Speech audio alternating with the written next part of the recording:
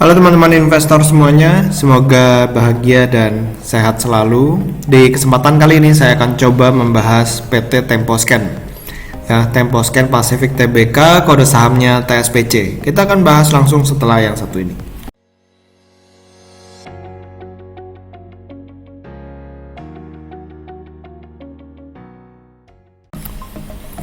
Oke, jadi kita akan ambil nih ya dari materi public expose-nya sekilas tentang perseroan.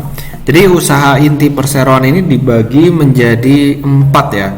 Ada divisi farmasi, ya, ada divisi produk konsumen dan kosmetik, divisi manufaktur dan juga divisi distribusi.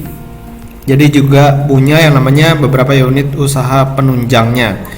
Dan kalau misalnya kita lihat, ini perjalanan Temposcan ya, berdirinya itu di tahun 1953. Jadi ini udah lama banget ya, udah lama banget di tahun 1953. Lalu di tahun 1970 memulai produksi komersial untuk skala besar untuk produk farmasinya. Nah di tahun 2018 ini penjualannya udah menembus 10 triliun rupiah, jadi luar biasa banget. Ini karena memang terus melakukan ekspansi ya, kayak misalnya di tahun 2014 nih memperluas portfolio produk dairy nutritional. Lalu ada juga di tahun 2015 mengakuisisi merek Ultima 2 dan juga ini dari Revlon USA ya, sehingga penjualannya meningkat menjadi 8 triliun. Jadi terus melakukan ekspansi ya si perseroan ini. Lalu kalau misalnya kita mau lihat strategi perusahaan ini, itu benar yang nomor 1 itu memanfaatkan secara optimal brand equity dari si Temposcan. Nah ini dipergunakan untuk divisi farmasi dan juga divisi produk konsumen dan kosmetik. Ya jadi ini cukup menarik sebenarnya strategi perseroan. Ini jajaran Dewan Komisaris dan juga Direksi. Untuk Presiden Komisaris Budian Paramita Tamzil. Untuk Presiden Direktur Pak Handoyo Selamat Mulyadi. Oke, ini produk dari si Temposcan. Mungkin kalau misalnya kalian dengar nama perusahaannya itu kurang gitu familiar ya. Tapi kalau misalnya kalian bisa lihat nama-nama produknya, sebenarnya produknya ini sangat-sangat terkenal gitu. Kayak misalnya Bodrex ya kan, Bodrex, Oskadon, Neoremasil. Lalu ada Hemaviton. Ini produk-produk yang boleh dikatakan punya nama lah di pasaran. Lalu untuk nutritional product ada Vidoran ya. Vidoran juga cukup terkenal. Dan ini dia gambarnya ya. Ada Bodrex dan juga Neoremasil, Oskadon. Nah, ini dia produk-produk dari Vidoran dan juga Hemaviton. Oke, kita akan langsung masuk ke dalam keuangannya. Ya, kita akan lihat dari tahun 2014 sampai tahun 2019. Total pendapatan perseroan ini terus meningkat dari 7,5 triliun menjadi 10,9 triliun. Jadi tahun 2018 pertama kali perseroan itu menembus angka 10 triliun ya. Nah, cuman yang menarik di sini adalah laba bersihnya cenderung mengalami stabil ya, dari 584 miliar di tahun 2014 di tahun 2019 menjadi 595 miliar. Jadi meskipun omset naiknya cukup signifikan, tapi ternyata laba bersihnya nggak gitu naik signifikan. Ya mungkin karena adanya obat-obat generik ya, sehingga menekan yang namanya margin dari perusahaan ini.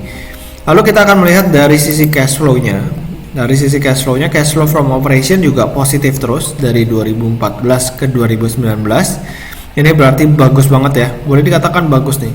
Dan dari aktivitas investasi, perusahaan ini terus melakukan investasi 390 miliar, 277 miliar, 365 miliar. Jadi ya di kisaran 300-an miliar lah untuk aktivitas investasi si TSPC ini. Kita bakal melihat kira-kira kinerja terakhirnya si TSPC ini seperti apa sih? Apakah terkena dampak dari COVID atau tidak? Nah, kalau misalnya kita lihat dari sini ya, kuartal 2 2020, total pendapatannya itu 2,58 triliun. Nah, ini sedikit mengalami penurunan dari kuartal 2 2019 di angka 2,6 dan juga kuartal 1 2020 di angka 2,7 triliun. Nah, di sini juga kelihatan laba bersihnya turun cukup signifikan ya, dari 128 miliar menjadi 94 miliar. Padahal di kuartal 1 2020 labanya itu bisa mencapai 307 miliar. Jadi kalau misalnya waktu itu diterusin, ini labanya ini bisa menjadi 1,2 triliun kalau misalnya kita kalikan 4. Tapi sayangnya di kuartal 2 turun ya, cukup lumayan menjadi 94 miliar. Dan kalau misalnya kita perhatikan, ini saya tarik balik ya ke sini. Ini memang ada yang namanya seasonality-nya. Di kuartal pertama paling tinggi, ya di kuartal kedua agak turun, bisa separuhnya. Lalu di kuartal 3 turun lagi, dan di kuartal 4 baru mulai meningkat lagi. Nah, ini kemungkinan juga sama nih. Di kuartal 1 2020 paling tinggi. Kuartal 2 dan kuartal 3 kemungkinan bisa turun. Ya, cuman kalau saya perhatikan di kuartal 3 2020 ini ada kemungkinan dia bisa naik sih. Soalnya di kuartal 2 2020 ini kan dia terkena yang namanya PSBB ya. PSBB, makanya turunnya cukup lumayan. Lalu kita akan lihat dari sisi key statistiknya. Dari sisi key statistik kita melihat dari solvency rasionya, karena rasionya sangat sehat ya, di 2,71 kali, dan juga debt to equity rasionya 0,14 kali. Jadi potensi buat collapse kayaknya nggak ada. Lalu kita akan melihat dari sisi valuationnya. PE ratio di 9,58 kali. Ini masih cukup murah ya. Cuman kita akan lihat dari grafiknya. Dari grafik 5 tahun terakhir, PE ratio si TSPC ini udah lagi di level yang cukup rendah. Bahkan boleh dikatakan ya terendah ya. Kemarin sempat hampir 8, tapi sekarang udah di 9,58 kali. Nah, sempat tertinggi di angka 20-an ya, 22, 21. Nah, sekarang jadi potensi upside-nya ini cukup tinggi, sementara downside atau potensi turunnya udah mulai terbatas. Kalau dari sisi price to book value ratio, kita lihat langsung 5 tahun terakhir posisinya juga lagi di level yang cukup rendah di 1, sekian kali. Nah, jadi kemarin sempat hampir 0,75 kali ya. Nah, kita bakal melihat dari sisi valuationnya. Nah, ini valuationnya menggunakan Stockbit punya metode ya. Kita akan lihat kira-kira fair value dari TSPC ini berapa. Kalau kita lihat dari sini, target price dari TSPC ini 1.669. Harga sekarang 1.265. Jadi ada potensi kenaikan sekitar 30%. Tapi yang menariknya adalah kalau misalnya kita lihat konsensus, ini paling tinggi 2.700, paling rendah 2.671. Jadi boleh dikatakan ada upside potensial sekitar 100% ya. Dan kalau misalnya kita perhatikan dari konsensusnya. Oke, jadi demikian ya. Jadi kalau kita ambil kesimpulan, TSPC punya produk yang luar biasa seperti Bodrex, Hemaviton dan lain sebagainya. Laporan keuangannya juga cukup bagus.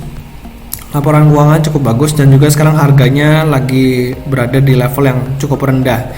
Jadi semoga bermanfaat video kali ini tentang TSPC ya, Tempo Scan Pacific. Semoga video kali ini bermanfaat.